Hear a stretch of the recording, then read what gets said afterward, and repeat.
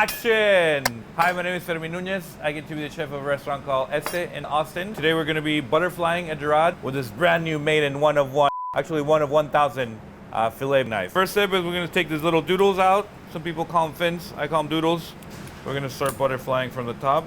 I like to butterfly from the top, so I have a full round grilling section, propping it up. Then once I find the place where I'm going to go, and then I commit to it, then flip.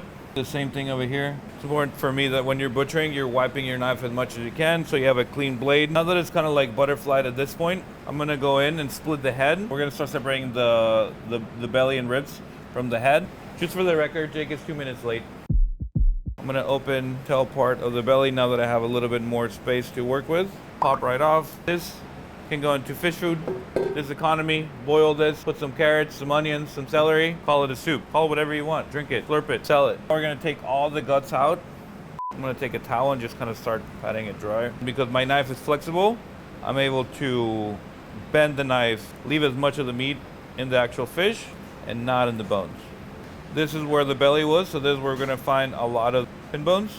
Hey, what the up, friendly Jake? What's going on? Because it's way cooler to have pin bones in your tweezers than in your mouth. Jake always taught me that.